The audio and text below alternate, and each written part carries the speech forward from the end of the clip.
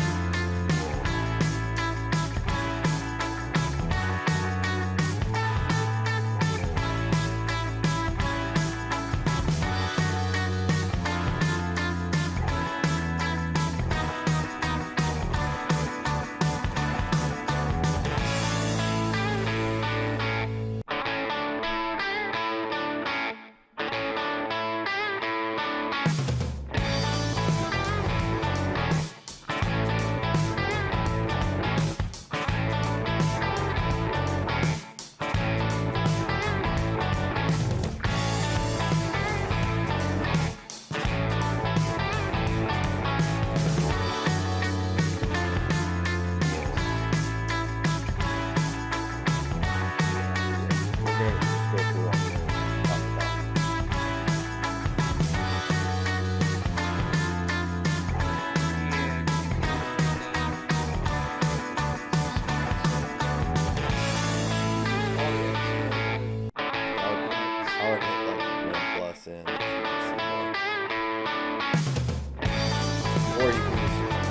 Paste that in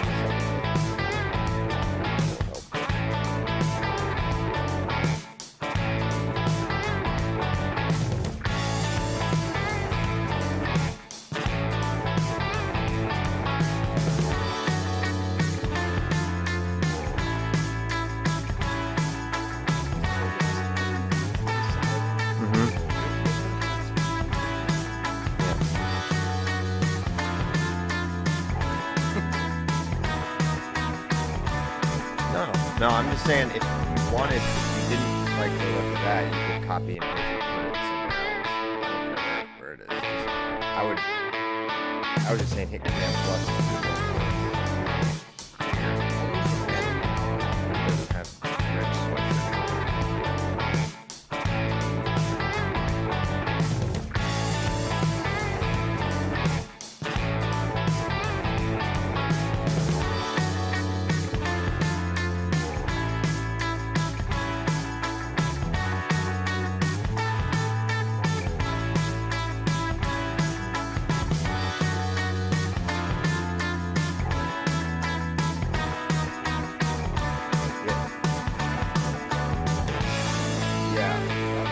That looks great. Do that.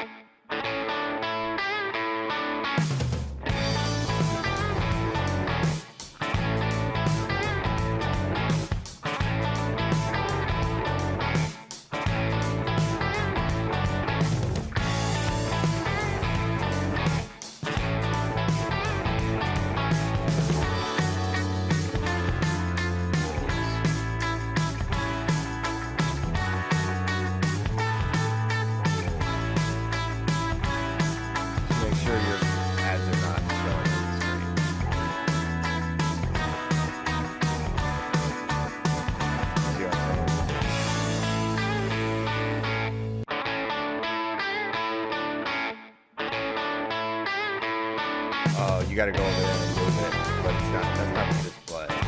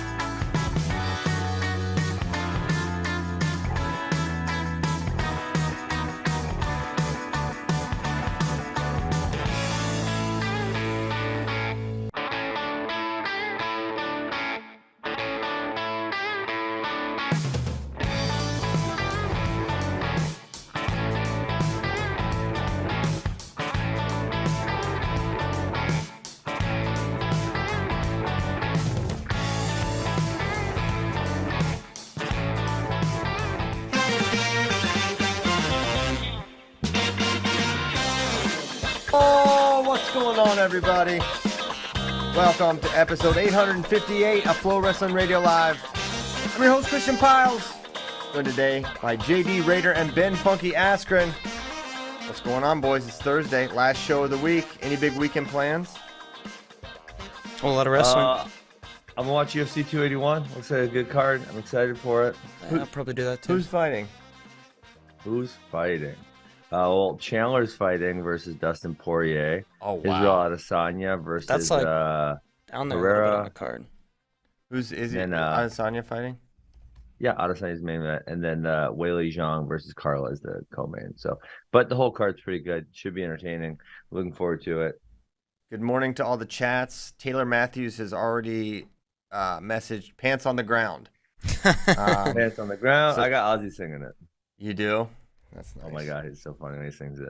Does he take it literally? Hat turn sideways, look at gold in your mouth. Look like a fool with your pants on the ground. We got Frank Yeager's making his retirement. He's had such an amazing career, of course.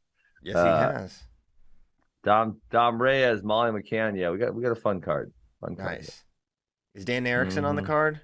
Or is he just doing Bill Farrell? Dan Erickson signed up for the Bill Farrell, but I haven't seen that man in a decade. I mean, I'm trying to remember what year Dan Erickson graduated because I'm thinking that was Mark Ellis era, and Mark Ellis graduated like, okay, I would say 2009 or 10. So yeah, I was going to be close. Because 11 was Blake Raising for Iowa. So yeah, definite throwback there. It's been over a decade. Yeah. But so where's he been? I have no idea. I hope someone goes and asks him at the Bill Farrell. Dan Erickson, if you're listening. Tell us where you've been. Chad Beatty listens. He would probably know because they were teammates. Okay, it's about the same era. Yeah. Yep. They were definitely teammates. So that's funny, huh? Maybe we can find out. But Cody Chittum's going. We'll get to watch him. Mitchell Messenbrink. That'll be good. He's not on the list of entries yet, but I'm pretty certain he's going. Okay. All right. Well, maybe that's just the exclusive that we're giving to the people. Exclusive. So the registration as a whole is heating up. We love that heat. But let's focus because we have this weekend yet, which promises to be a good one. Starting with tomorrow's duel, Ohio State versus Virginia Tech. Really excited for that duel. match. Lots of fun. Yeah, a lot of fun. And JD did lines for every single one of these. There we go. Every match. Every match. Every single one. So we can talk about that. We can start, but wait. First, thoughts and prayers. Chad Red. Oh yeah. So this is wild.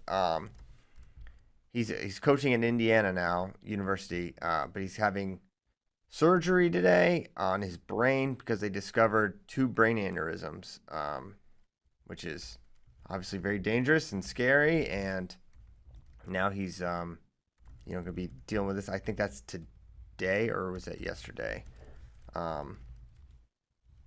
Today. So it happened yesterday. So hopefully he is recovering and doing well. Mm-hmm. Have to assume this is pretty sudden because JD mentioned this morning he was actually registered to wrestle at Bill Farrell. So don't think this was on the radar at all. And hopefully everything goes well with that. Love Chad Red. Wish him well. JD also will give him 24 seconds to gloat about the Lopers. Preseason ranked number 1, baby. And is that big? Is that a big deal to be preseason ranked number 1? Did they put those banners? Returning champs. Did they hang those banners? No, we only hang the actual national championship banners, which I believe is happening. Did they do it at Inner Squad? I don't remember, but I think they did it at the Inner Squad. But since you become an international celebrity, have they invited you back for like a JD Rader day for one of the duels? No. Oh wow, that would be pretty cool. I just looked at some rankings, and they're up by 40 points over Central Oklahoma. Is anyone even be close to them or what?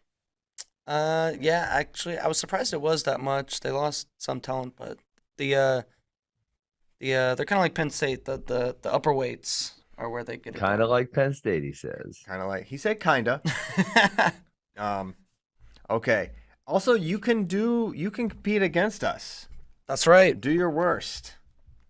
That's what Ben always does, and it works out. I took second place last week, and I would have been in first place had you guys Had I not fallen for your trickery and stuck with my gut, had you picked better, yes, you would have done better. No, you guys talked me out of it. I should have stuck with my gut. Like I said, we have to restart because the public didn't get to play. CP probably rigged the lines or something. Did rig the lines. Week 1, so fresh slate starting. You can't rig the lines. Week 2. I do get nervous that you guys go in there and flip them like when I'm not paying attention. You can go back and listen to every freaking show. No. Yeah, there but like I'm going to do that? Like, do I actually have the time to go back and listen to every show to make sure I'm right? No, I just trust you guys. But, sometimes I worry you're not that trustworthy. Keep your own records, nerd. I don't have time for that either. Oh, wow. This guy has absolutely no time to do anything but complain about losing. About Kristen cheating. But if you go to the main website right now, it will be the big link up at the top. If you want to, I'm gonna enter against. I am. I'm gonna. Where is it? Where is I'm gonna win both. This, JD. I'm gonna win the public and the FRL one. Well, it's it'll. Oh, we'll just play the weekly FRL Pick'em contest right here. I got it. There you go. The picture. I will also put a link to this in the description of this episode if you're listening. Click here to play. Spotify or iTunes. What a neat thing. You guys are professionals. Look at this. We should pull this up and show people what you can do. This is really something. I'm very impressed with you, JD. Thank you. Did you do this? There's no way you did this. Someone did this for you. He did. I saw him. I saw him. He had a headshot of Peyton Robb up. I was like, what are you doing?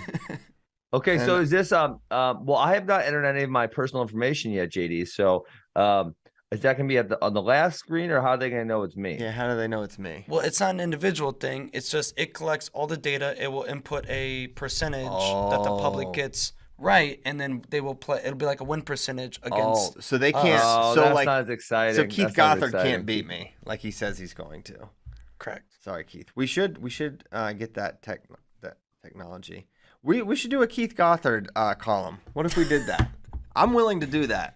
If he's willing to submit it on time. Now, you do need to do this before the Virginia Tech Ohio State duel starts on Friday evening because it will close after that. Keith goes, WTF. He was really fired up that he could actually win this thing. No. Yeah, all right, JD. We need to make another. Well, because I'm not going to go look through every entry of every email. Well, there's some way. I'm sure there's some way to automate it. That company I work with invested in Verdict. They do MMA picking. I'm trying to convince them to get create a wrestling one for the NCAAs this year. I think that would be really tremendous. That would be great. We'll see if I can't talk. Maybe next weekend I'll include like an email or a name link or something, and if somebody picks the best, we can shout them out or something. Yeah, I mean the problem, obviously, the obvious problem with the way that you're doing it right now would be if there's 500 people to enter, there's obviously going to be a bunch of them that get the same score. You know what I'm saying? So then you can do a tiebreaker, like predict the number of points in the Ohio State Virginia Tech duel, the exact number of points scored. Like what Verdict does, which is really cool, not to get totally distracted, but I invested in them and I do really, really enjoy their product, is that they make a likelihood of things happening. So say I pick Mekhi Lewis and the likelihood of winning is way more than the other guy, right? But then I pick how is he going to win? Is he going to win major or tech fault or pin, right? And obviously like a pin over Ethan Smith would be a really low likelihood. So if you were to bet on that, and he got that, you'd get a whole bunch of points, for example. And so it keeps a point total, so people get separated because obviously, even if you have 20 picks and there's 500 people to pick, so many people are going to be tied. I think we should just make odds and then have people pay us money, and then if they lose, we keep their money. Mm-hmm. Okay, that's what I would do. JD, what if they win? Then we just make the odds really bad so that we only pay them a little bit of money. But we keep but you know odds they can bet on each person, right? We're gonna figure this out. Don't. I just told you we're actually gonna have a company who actually does gambling and already takes people's money that way because that the whole process. I don't know if JD is gonna be able to do all the paperwork to get the state of Texas to let people from all other. I got a guy. His name's Paul. Like he'll take care of our legal issues. Paul handles that. Paul's gonna take care of it. I love this. That's what he's now, very good. Can you pay by only credit card or can you pay by check or money order also? Let's not get into the details. I accept a lot of forms of payment. Let's not get into the details. All right, listen. Do you have a sheet for the picks? I do. Put a CP, put a I'm Keith having Gothard way too column. much fun here. Put a Keith Gothard column. Oh God, no! Please, We're no. doing it. We're doing it. Oh no, we can't do it. It's done. Oh there my it is. gosh. It says Keith. I suppose we're gonna get into these picks, but this Virginia Tech versus Ohio State duel, it's a lot of fun. It's really good. Every match, there's not a match I'm not like, at worst mildly excited for. Some of them I'm thrilled for. Why don't we just start there? It's the duel of the weekend. Start there. There are big stories for the weekend. The Penn State and Iowa debuts are huge. Tiger style invite, very competitive, but this is the duel. Wow, good growling effect by JD. Let's start at 125 pounds. That's where they'll probably start this duel meet, if I had to guess. Where we'll have Malik Heinzelman versus, very likely, Eddie Ventresca. Our friend JD has Malik as a 1.5 favorite versus Eddie. I think that's about right. I think it's about right, and I'll take Eddie because Malik loves to win by 1 point. I was going to say the exact same thing. He can't ride nobody. Eddie will get out. He'll get taken down. He'll get away, and they'll both get away. And also, Eddie's tough. I'm not ruling him out. He can ride tough. I agree. Malik's I feel like I'm using the exact same logic as you when I'm making this pick. So I think the exact same thing's gonna happen. Okay. This is also the Virginia Tech dual debut of Eddie. I think he comes out with a chip on his shoulder. Malik can be prone to the occasional loss. He's shown he's capable of really big wins, but also has an occasional loss. So Eddie comes out. If there was money line, I think I would take money line on this. Okay. Yeah. And Tresca. Yeah, I think, I mean, the case for him beating the line is that he's up 3-2 and Ventresca is pressing hard to try to get the win, and he does something reckless and gives up the last takedown, and it's a 5-2 or something like that. Or it goes into OT and Malik gets a takedown. That's always the one that is annoying. Yes. Several times. And then it's funny when it is a 1.5 and you're almost rooting for it to like go to rideouts. Yeah. Close to all right. Next up, 133. Man, I wonder what we would have made this line before last week. It's -4.5. Jesse Mendez versus Sam Latona. Probably would not have been that. I think this line's is interesting because if it was too close, I think we would all pick Mendez really easily. My thought here, and I still haven't watched a ton of Mendez, he's obviously going to be better, and he's going to win the takedown battle. But I feel like to win by 4.5 points, he's going to have to do some work on top. Yeah, and I don't know if he's going to do that. I'm going Latona. Give me Latona in the points. Latona plus 4.5. Give me Mendez. He rides the Cavelli wave. This is his Cavelli wave. Whoa. Debut. Yeah.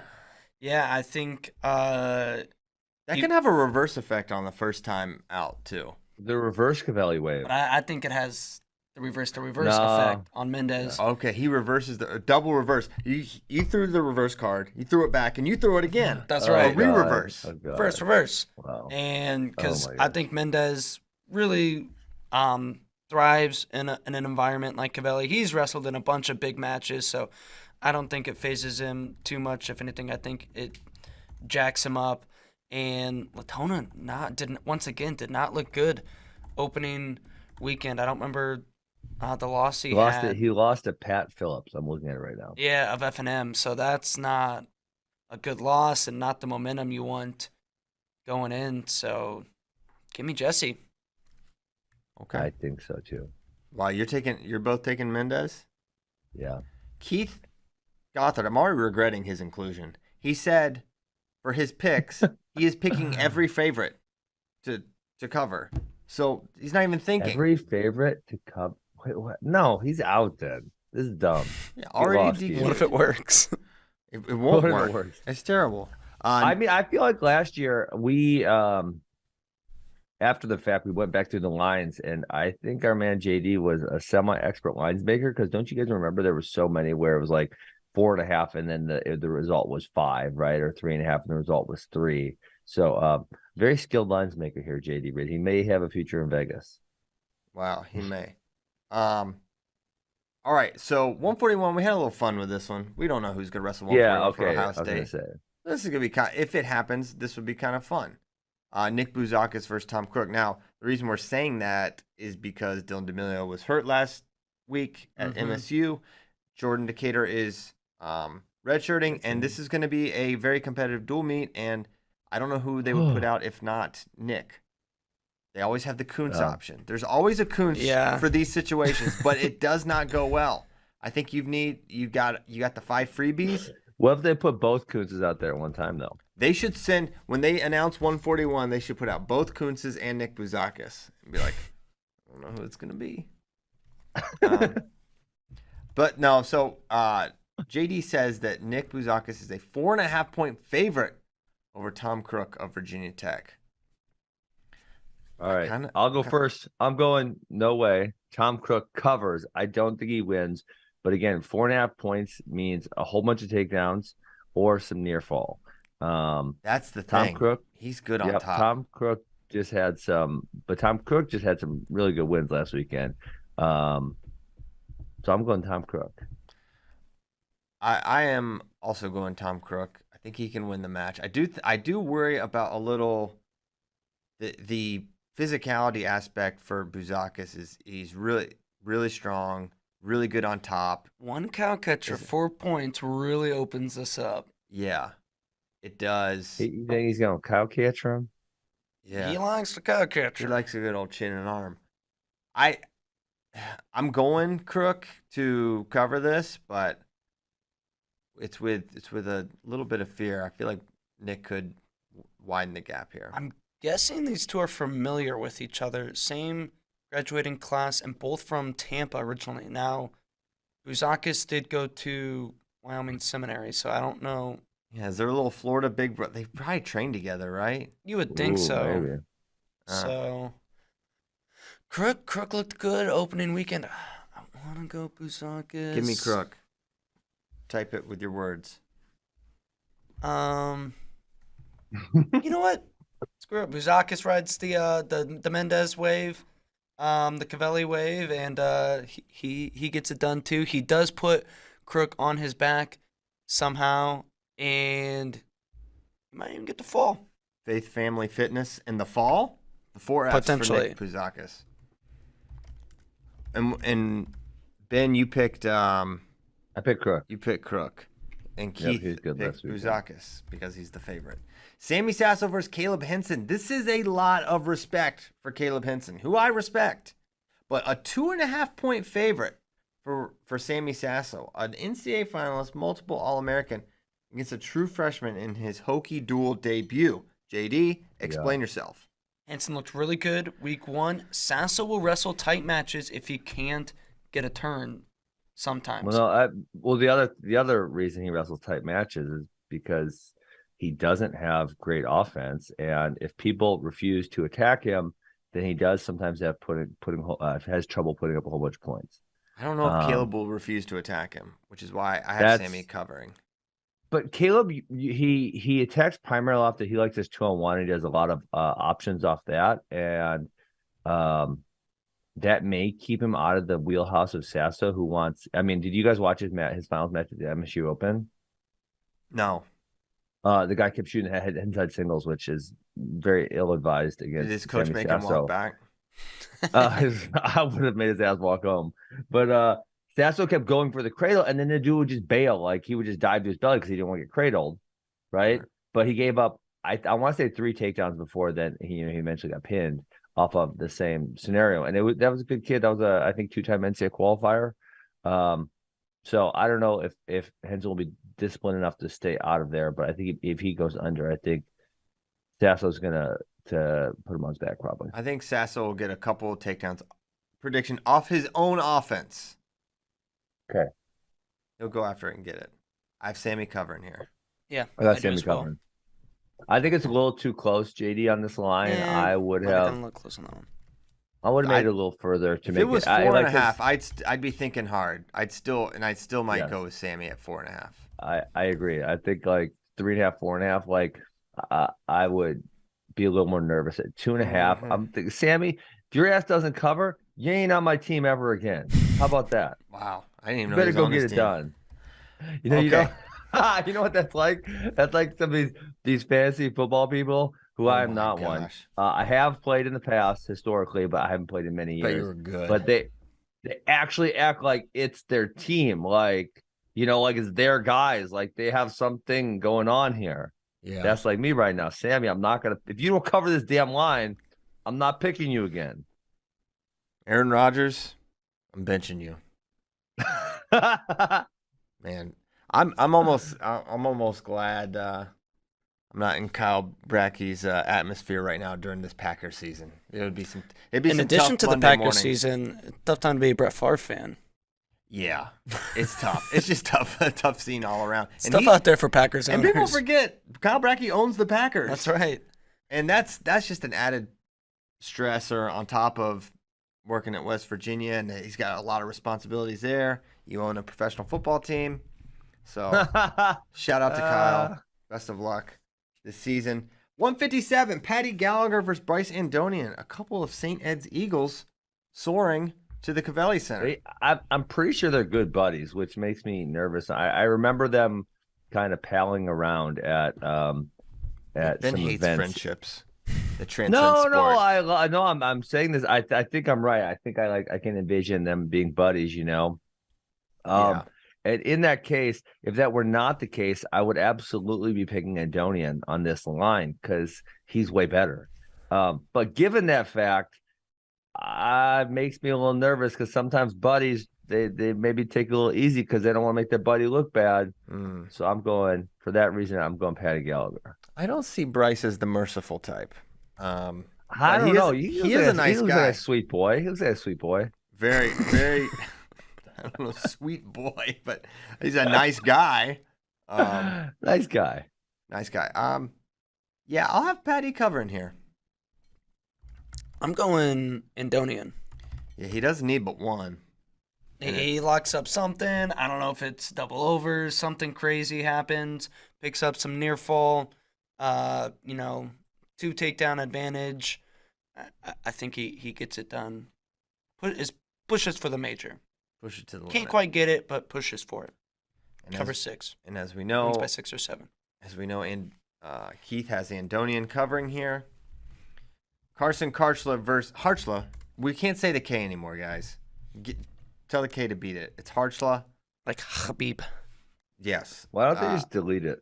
Delete that K. Because, I don't know.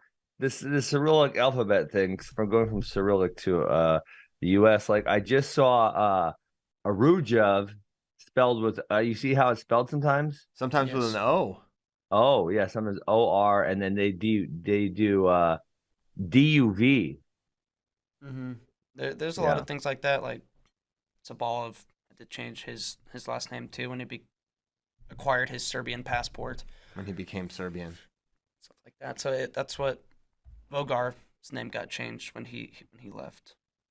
Okay, so it's Carson Harchla versus Connor Brady. Harchla at -4.5. I got Carson covering 5 or more against Connor Brady. A lot of takedowns. This is another one. I'm bringing this up again. I feel like I brought this up. I feel like I'm a broken record today. Well, there's actually been. Are they buddies? Actually, I don't know. No, they are not. I don't think so. Okay. Well, there's been 3 4.5 point lines, which is, again, you need to be dynamic and getting a whole bunch of takedowns, or you need to be turning people. And Harchla does not turn anybody. I know he's significantly better than Connor Brady, but I'm saying it's going to be 4.5 or less. This is one of the ones I was the most. It's tough because Brady will slow it down against tough guys.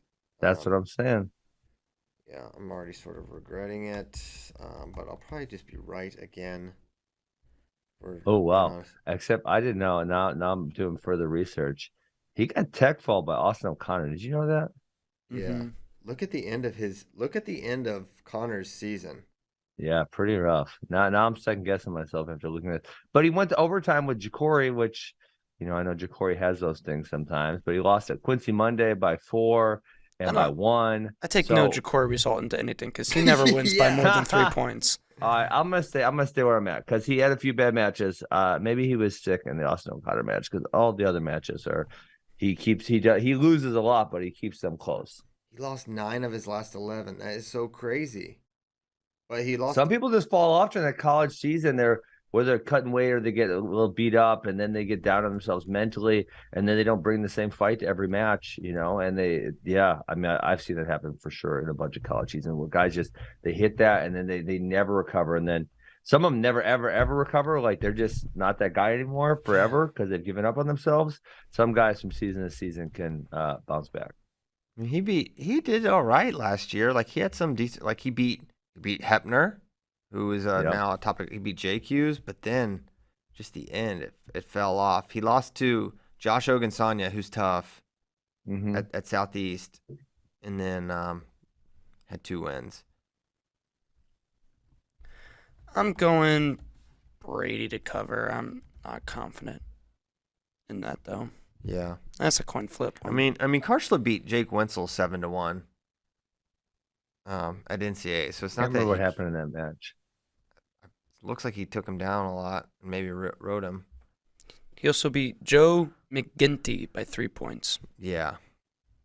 Well, look into Joe, and then you'll understand. I'm going Connor Brady. All right. Yeah, this is a good line. I think this is a good line. Next up. What is next up? 174, my gracious. Mekhi Lewis versus Ethan Smith. Lewis, 1.5 favorite. To me, that's Mekhi. He'll win by a takedown. He may not win by 2 takedowns, though I think he could. He'll win by 2. Oh, tough line. I'm going Mekhi. I think he's gonna win. I think there's a chance he wins by 1 point, like a 3-2, for example. My prediction is I think either 6-4 or 4-2. He can ride him. He could get the riding time point. Situationally, he's good. But I think he wins by 2, so covers. Yeah. This man pinned Logan Massa. Mm-hmm. Okay. So we're agreed there. Then we got Swole Marrow versus Bolin. Bolin. And you say Romero 2.5 point favorite, to which I say Romero by 2. Give me Bolin. I was gonna say the exact same thing, Christian.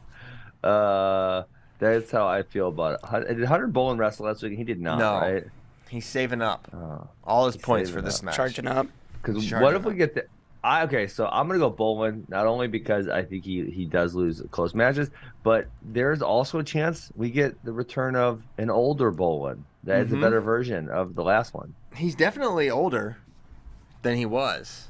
No, I meant older in historical times. But I'm still right. I want 2020 Bolin, not 2021 Bolin. That's what I think everyone wants, except probably Caleb Romero. None of his opponents want that. None of his opponents want that. I was thinking Romero. He had a really good start. He actually was 11-0 to start last season. 1, 2, 3, 4. Yeah, 11-0. Wow. He's all right. He wasn't that bad last year.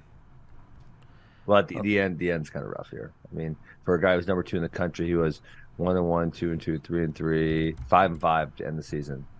Yeah. The Swayze. The Swayze asks, "Can we?" When we were talking about the Harshla pronunciation, he's like, "Can we still say the G in G feller?" I think absolutely. I think we must. We'll never deviate there. So you're going Bolin also? What did you say, James? Oh, he doesn't know. He's gonna watch the match and then decide. I'm gonna go. I'll go Bolin as well. Oh, yeah. I think it's a 2-point victory. It's another 6-4. Big opportunity for Keith Gothard because he has the favorite in every single one. And this is too easy. Gavin Hoffman versus Andy Smith, the literal GOAT. Are you kidding me? We're getting 4.5 points. He should be favored by 4.5. Give me Andy Smith. Yeah, I was thinking Andy Smith too. No respect. Andy Smith is good. Like, he might not be Kevin Okay, Hoffman. all right. From being Well, let's not get too. he is good. Stop. This is where you make me be mean to people because you say crazy Okay. shit. I didn't say he's top 5. That's someone else that does this show sometimes. I didn't Who? say that. Oh, shit. He said Jack Medley was top 5, Ben, on the air. Top top 5 in what? What? I mean, is he like top 5 guys in that weight class who never made the NCAAs, or what? What was he talking about exactly? Because surely he wasn't saying top 5 in the country. He said at the NCAA Wrestling Tournament, top 5. No, he didn't say that. He has admitted he said it. Unfortunately, he's been a great. What was he doing? I was trying know. to give him the benefit of the doubt and think it was like top 5 of, some other category that we're not talking about the NCAA tournament. Well, Andy Smith's good. Okay. Andy Smith just majored Austin Cooley, who's not terrible. But I kind of don't want to egg on your shtick here. But I'm gonna go Andy Smith also. Oh, because he knows. He knows I the just truth. have just You don't want to admit it it's because I was first points. to that. I was first to Andy. I'm going to be first to Bo Bartlett. And it's going to be so much egg on so many faces. Andy Smith is probably going to qualify for the NCAA tournament this year and go 1-2. That's pretty good. That's pretty good. Yeah, if we're talking about all of wrestling, I do always give this caveat because one of the things that really pisses me off when kids I'm coaching, middle schoolers, will be like, that kid sucks or that guy sucks. And I'll be like, bro, he's ranked number 15. I really hope someone in this room at some point is ranked number 15 in Division I college wrestling, because that is a really, really high level of wrestling. Yes. So you need to shut up. You're a middle school kid. Stop talking about someone like that. Yeah. Okay. And then that's when you tell them that they suck. And they're terrible. I will say, if they get too arrogant about do you realize how many levels above you he is? Because he is 7, 9, 12, 14 levels above you. Yeah, a lot of levels. Something about saying levels above is way less dismissive for some reason. What do you mean levels? That's hard to get a couple levels in, and I know, but 9 levels above you. I think it's a good way of framing it. Okay, that's fair. I mean, I like it. I'm trying to compliment you for freaking. Thank you. You know what? Redacted. I appreciate that. What do you mean? I took the compliment well. I had to force it. Okay.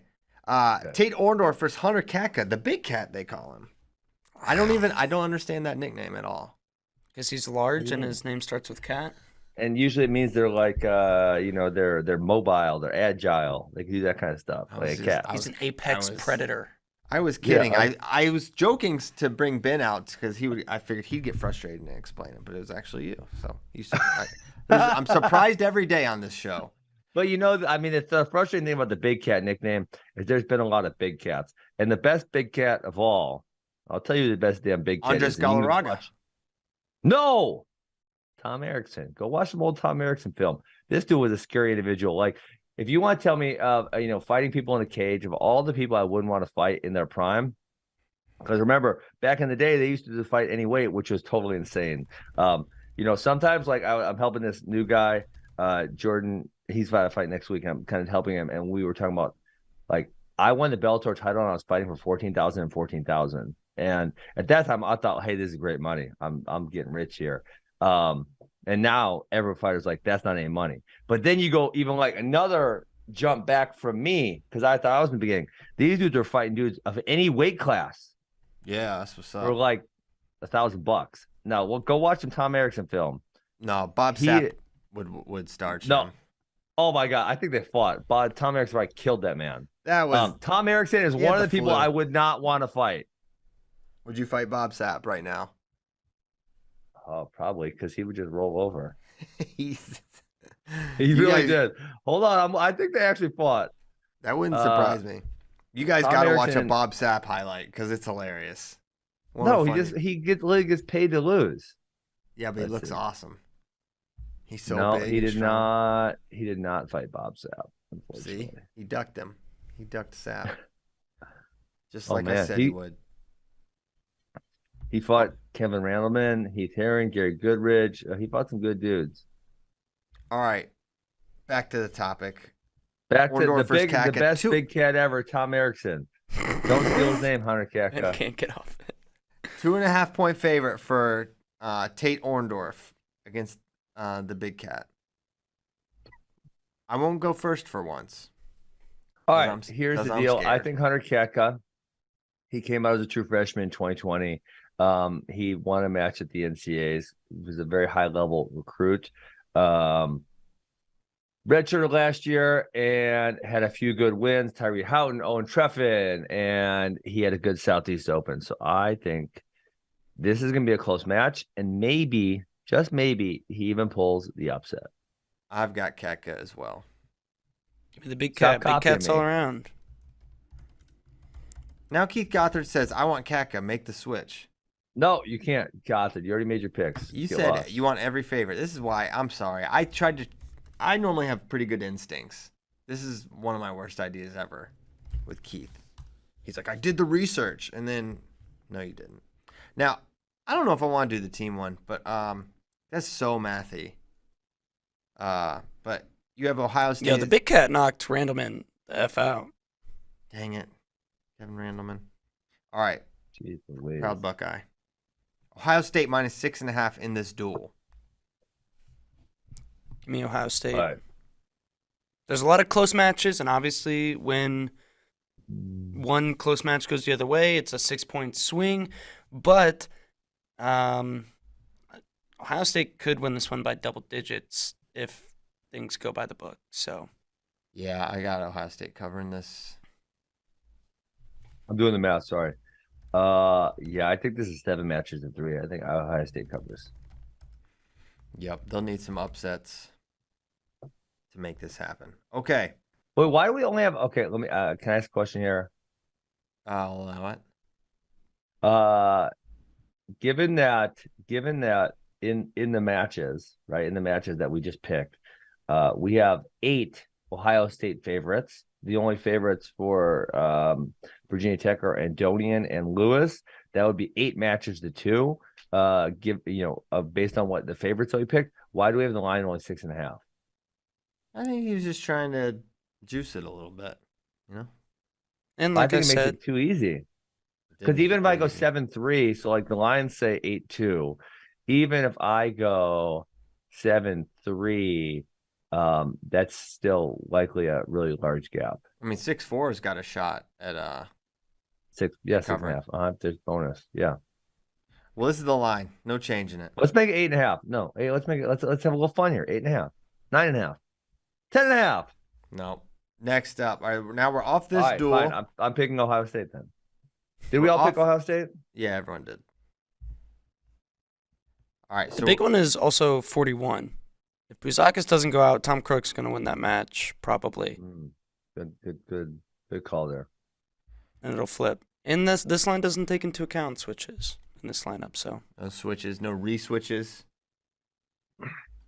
165, the Mountaineer Invitational. We could see Shane Griffith versus Justin McCoy. So which Mountaineers is this? This is App State Mountaineers? This is the West Virginia Mountaineers. The Bracky Mountaineers. Then why don't we have Peyton Hall in that? It's not a open, it's duels. It's like a dual tournament, I believe. You're invited. Oh, so it's one of those duels where they don't wrestle like to a championship. They just wrestle like certain teams, or what? Mm-hmm. Yes, I believe so. But then, okay, because you also have Peyton Hall listed lower on the Bearcat Open. What is a Bearcat, by the way? This is a bear and a cat. And half bear, half cat. Or what? Yeah, it's pretty obvious. It's in the name. Okay, but so why is Peyton Hall? Oh, no. Sorry. This is the Mountaineer, the App State Invitational. There's also the West Virginia. I thought it was App State. That's what I was saying. It's App State. There's also the West Virginia Mountaineer. They're doing like a quad. There's multiple Mountaineers this weekend. Man, this if you just Google Bearcat and the images, this is a horrifying creature. It looks like think Bracky should have probably done. Wait, this is a real animal? Looks like a badger with a meth problem. The eyes are bugging out. I really just for real. Are you looking at it? It's the Binturong, Yeah, the Binturong, also known as the Bearcat. Bearcat. Yeah.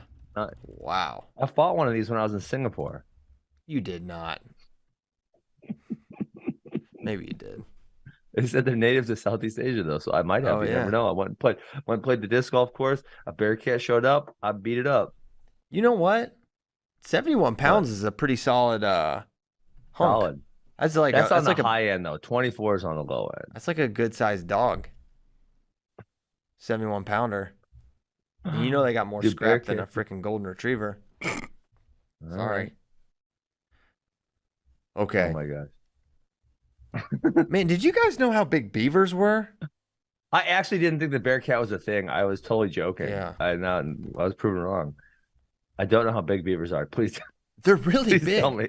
I watched this show alone. 24 to 71 pounds. They can get big. Like they're like you hold them like this. Big things. Yeah, look at that guy. Who doesn't love a big beaver? Oh gosh. Heck on. Let's go. Keep it moving. Oh my. All right, you're fired. Shane Griffith versus Justin McCoy.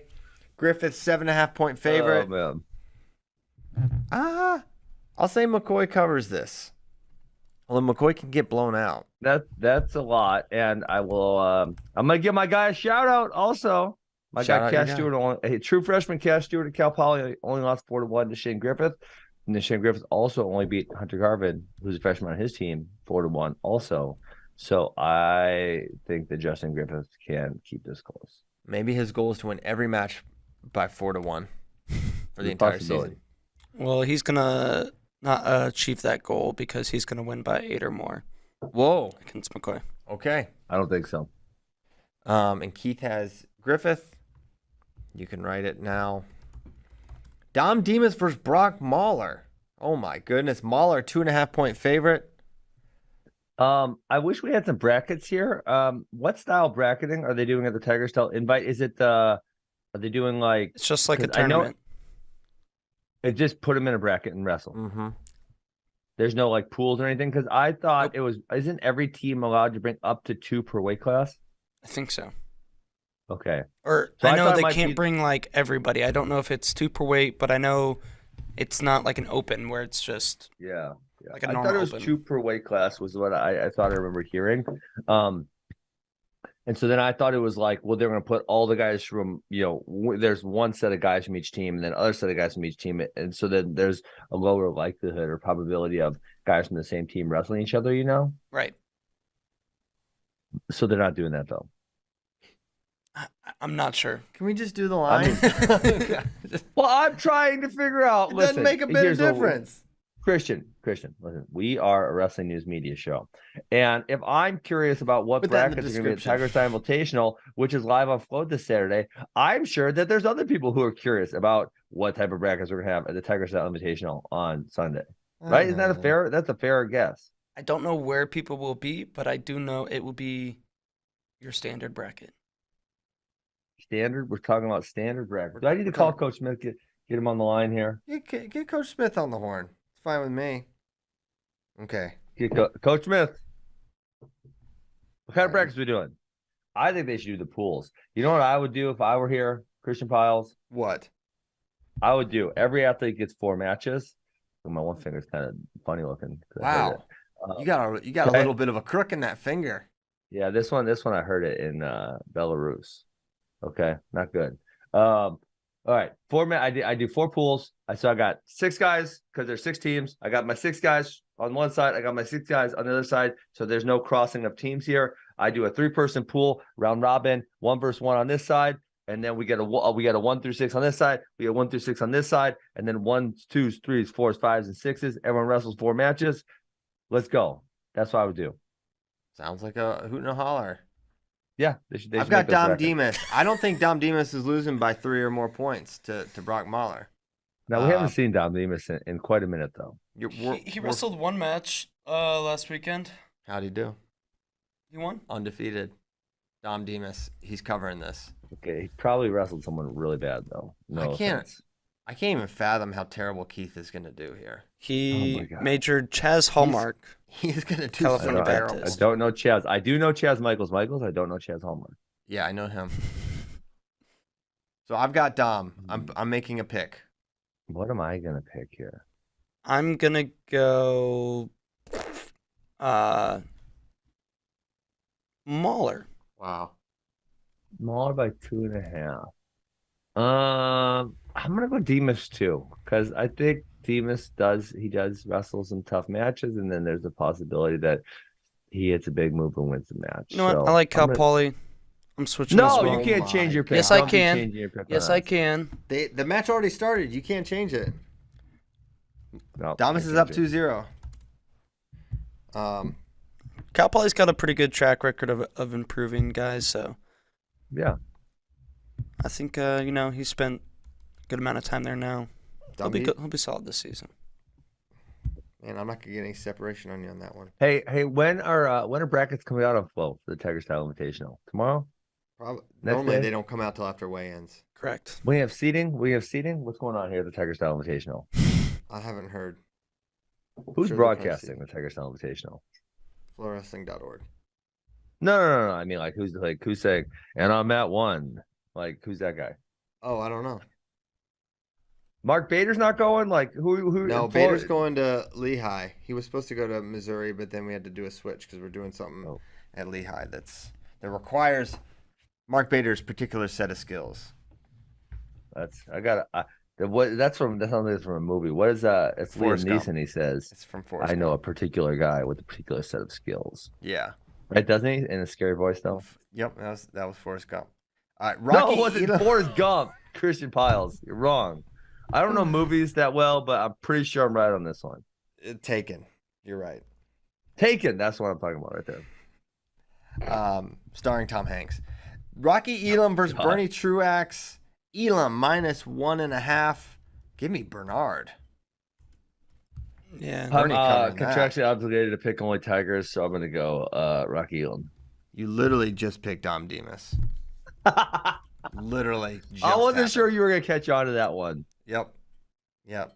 Violation. Breach of contract. The breach of contract duels. Okay, Brayton Lee versus Jarrett Franick.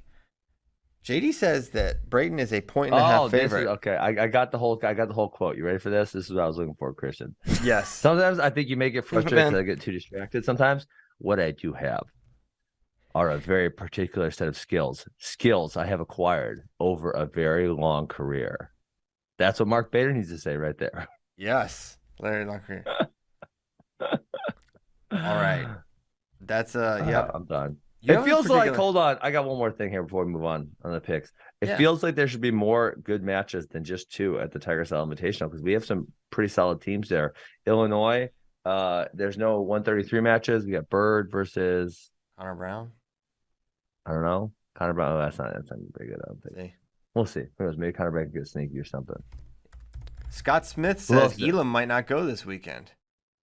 That'd be he didn't wrestle last weekend, but I thought he was all healthy when I was there, so I'm not certain of that. I've not talked to anyone in Missouri. He could get a decent match against Bronigal. Little Rock. Does Little Rock have any really tough? I mean, the Bianchi brothers they're on fire to start the year. You love the Bianchi bros. Who doesn't love the Bianchi brothers? I love them. Never even met them. Good. You better. Okay.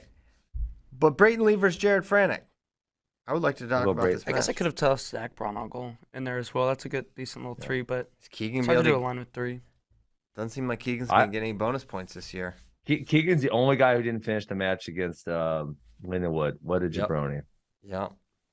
He's going to have to defeat a legend. Keegan will. Who? Bronigal? Legend Lamer? Legend Lamer. I was like, we're elevating Bronigal to legend status, but no, the actual legend. All right, I'm not even going to say the next match. I've said it 4 times. So I'm going with Brayton Lee. I think he's going to come out hot. He's coming out hot. He's going to beat Franick by, we'll say 3 or 4. I said Lee as well. Lee, he might be my pick to win this year, 157. I haven't declared that yet. I'm just saying maybe. I think very highly of Brayton Lee. I hope he wrestles. Yeah. I'm still not sure. if he'll be wrestling or not. JD said it. He didn't declare it. Big difference. Look it I up. declare. I'll go Brayton here.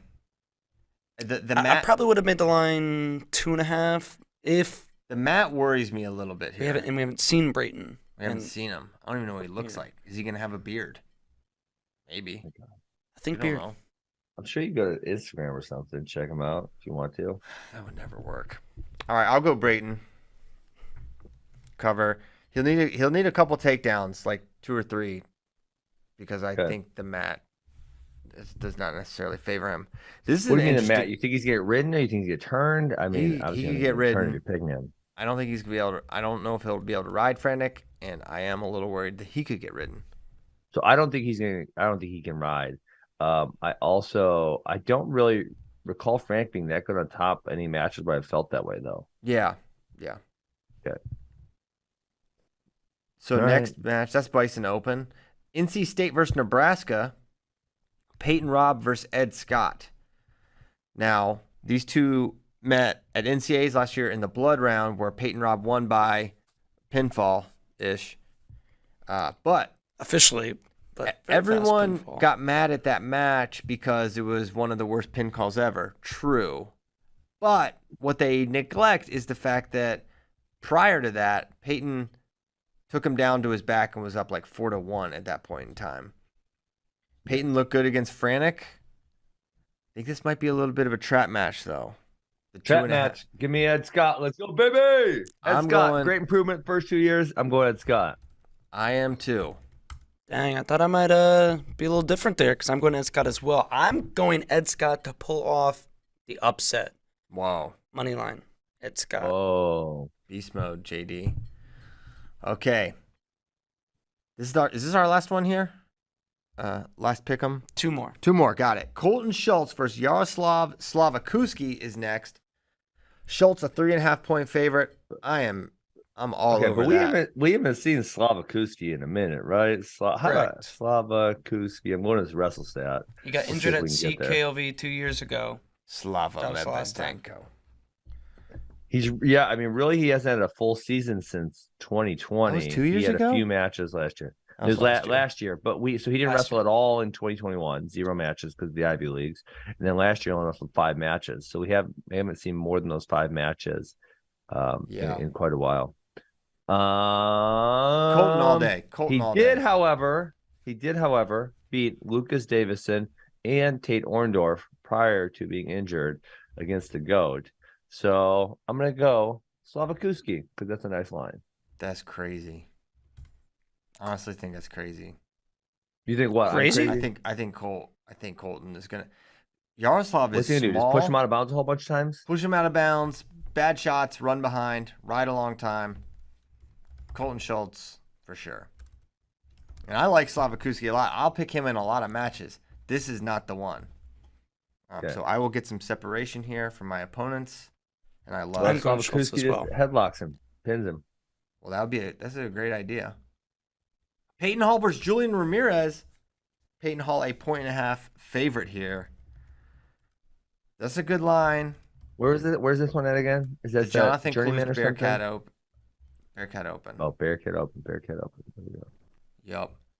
So, man, I don't know. I'm not going first this time. I will go Peyton Hall. I think he's good. I think he's been getting a guy who's talking about improvement, a guy who got a lot better in the second year than he was in his first year. And Bracky's got to have him ready to rumble. Bracky's got him ready. I think this is a 1 point match, so I'm going to take Julian in the points. Points. I think Julian doesn't give it up easy. And I think Flynn does a good job, not that great doesn't, but of getting his guys ready postseason. But I think Ramirez is going to come ready early, and with the 1.5, I will go Ramirez. Man, he lost 16-3 to Zach Hartman last year. Julian did. Oh boy. Julian gassed. I think he was cutting weight, so I don't know if that was a duel, but I remember, just for comparison's sake, like the Hamidi matches in the duel, he just fell off a cliff, and then at Nationals, which was, I believe that was an afternoon or night match, he was able to hold up. I mean, skill wise, he still was able to beat him, but he held up, and I think he lost like a 4 or 5 point decision or something. Versus, I want to say I'm this is off memory. I want to say in the dual meet he might have got pinned. Is right? I'm gonna look it up now. Yeah, Make sure I'm this right. is crazy, man. I'm starting to have second thoughts on my selection here. Yeah. Um, Let me see. Yeah, he got pinned in the dual meet in 3 minutes and 16 seconds, and then in nationals he lost 15-11. he's had a lot of sort of just wild matches. Lost 15-11 to Dean Hamidi. And then the Hartman one was at EIWAs, and it was the finals, so he likely would not. That should not have been a weight cutting thing. Yeah. I think I messed up my pick, but I'll just stick with it. Okay, and just like that, the pick'ems are done. Dang, he did beat Shane Griffith and Cam Amin, though. So maybe he made a good pick. We don't know. Yeah, Julian, I guess he's just one of those you don't really know till it happens. Yep. All right.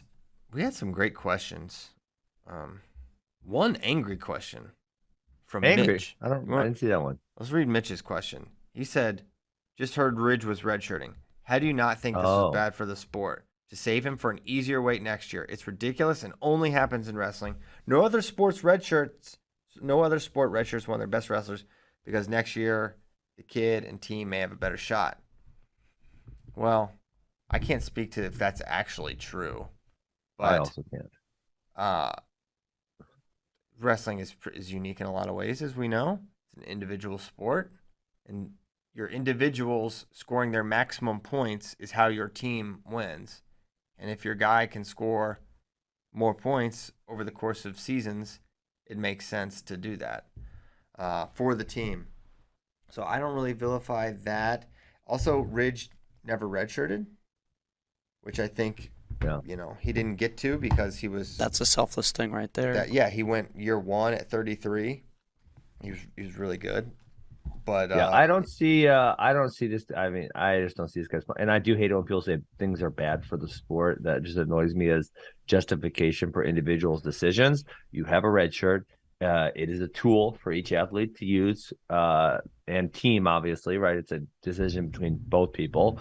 Yeah, I don't really see the issue here. There's no onus on an individual to do what's best for the sport, quote unquote.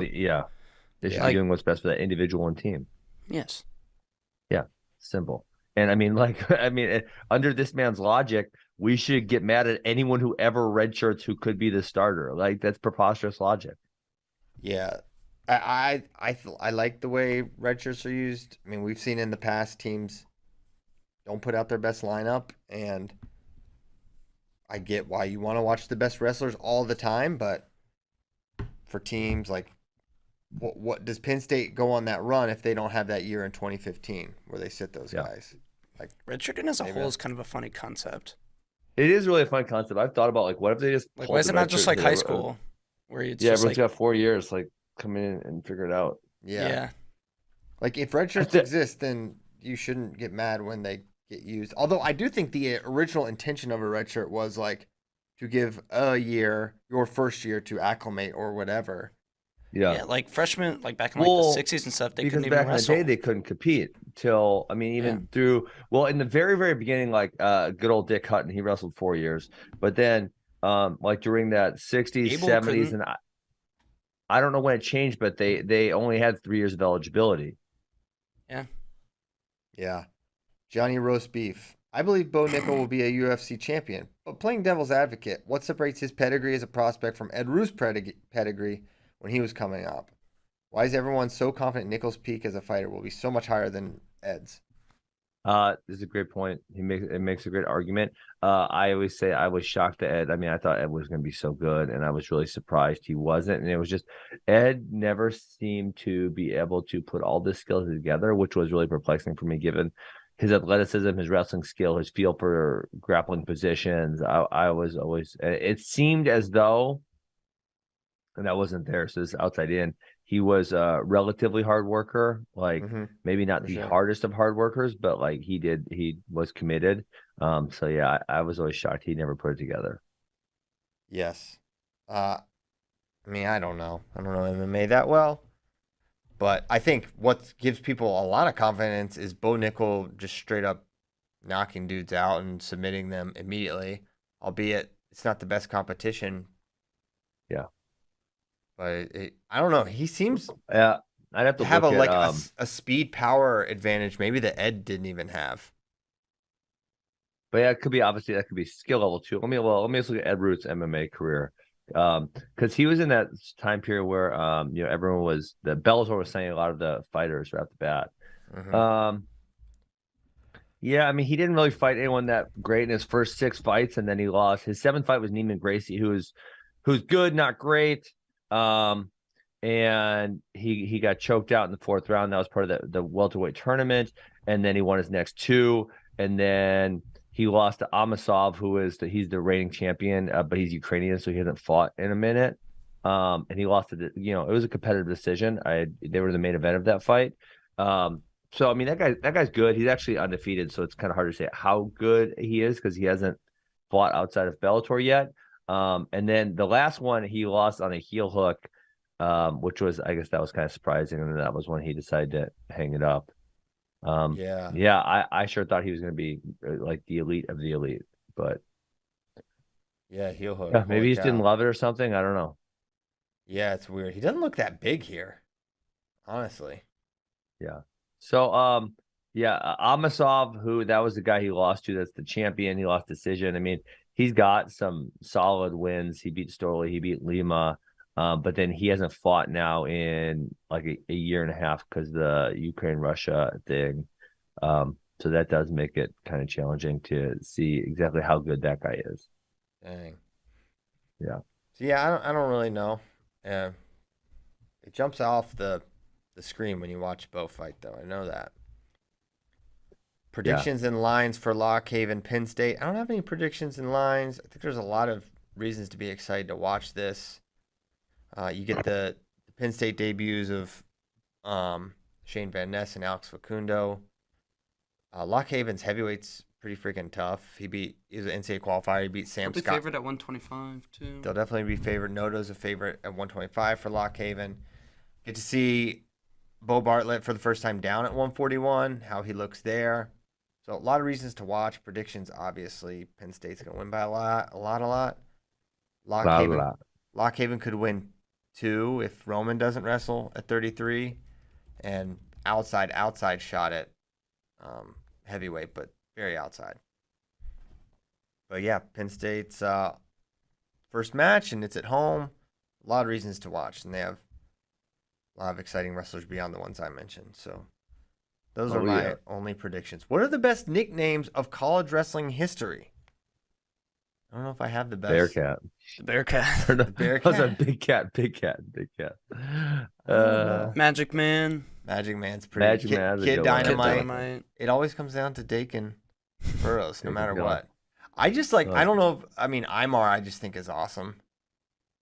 They had Mymar. That was a copycat. No, Mymar. I didn't. I never liked Mymar. Really? I thought it was a good one. Come on. It was. I just didn't like it. I mean, it's fine, but. Did Mako have a nickname? Who else had a? Well, Godcalf for Metcalf was funny. No, I thought that was dumb. It was for Brent Calf. Brent Calf was great. I just like the Mossy Oak Monster. Who's the Mossy Oak Monster? No one ever called him that. You know what I loved? I loved the Vermonster. That was a good one. Oh, Robert Hamlin Vermonster was a great one. Gorilla Hulk for Frank Molinaro, very good one. You know, we called the Molinaro, we called him Gun Kisser. I don't know if anyone else called him that. Gun Kisser? Because he always kissed his bicep. That's what's up. I do that too. You gotta have big arms, Ben. It's just a thing. I do. Gigantic arms. I don't know what you're talking about. Assuming Spencer's back to 80-90%, do Peckler and Vito have better chances to win a national title at 33? I don't think so. I don't 33, think so. You got to beat multiple good people, not just the singular. Yeah. That's my thought. Yes. I mean, obviously, and the other thing in the equation is like there's a chance Spencer gets hurt again, and at 33, if he were to get hurt, then they're the overwhelming favorite. Whereas at 33, if one of those guys gets hurt, there's still another one. Yeah, Vito's like, let me cut some weight real quick. Let me get down to 25. For real, right? Not that he's eluding, but let's be honest. The weight looks very different. Any other questions? Anything happening in the chat? I haven't. The Vanilla Gorilla. I think that's what they called. Who's that? Well, Keith is Clayton saying Whiting currently calls himself the Vanilla Gorilla, but I think there's a lot of large white people who've called themselves the Vanilla Gorilla. I thought I forget if it. I feel like Varner got called that some. Really? I'm just thinking back to the message board. That was like maybe just like message board talk. I don't remember that.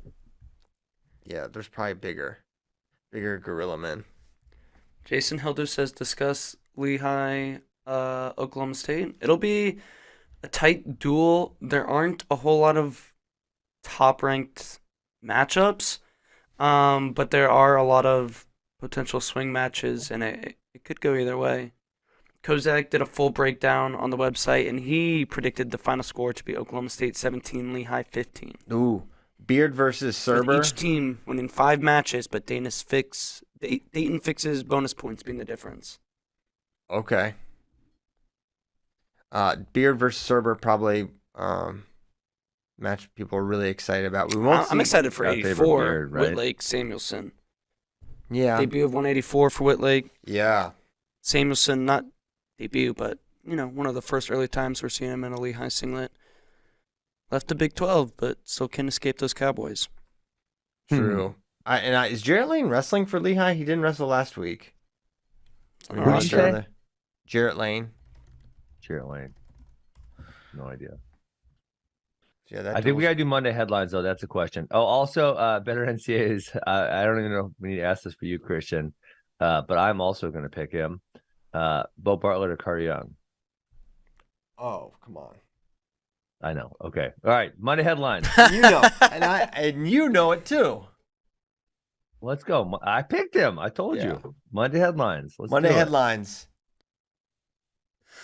It's got to be outrageous. Upset Andy Smith. Hodge contention. New Hodge contender. Wait, who's the new Hodge contender? Andy Smith.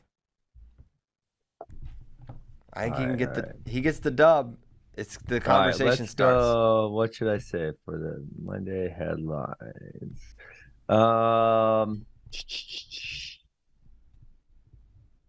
It's a tough one. Who could be an upstate? What's the most likely upset? True freshman shine in Ohio State, Virginia Tech. Buzakis Mendez back-to-back falls in Ohio State blowout victory. Wow, it's quite a headline. Wow, that would be a headline. That was a very long headline. Well, I'm going to go Virginia Tech pulls the upset. Ooh. Listen, I'm picking Ohio State, but if we're saying something preposterous, it could happen. Yeah, it's got to be preposterous. That's a good one. Yeah. Could be that. Yeah, that's a good one. I'm sticking with mine. Andy Smith shocks the world. All right. Smith for Hodge. Okay. Anything else before we go? This has been a fun week. Play the pick-em contest. It'll be in the description of this episode. Call in, leave a voicemail. The number will be in the description. Oh. Tune in to hear Christian call the Virginia Tech Ohio State. I'll be there tomorrow. Yeah. I checked into my flight on the show, and you guys didn't even know it.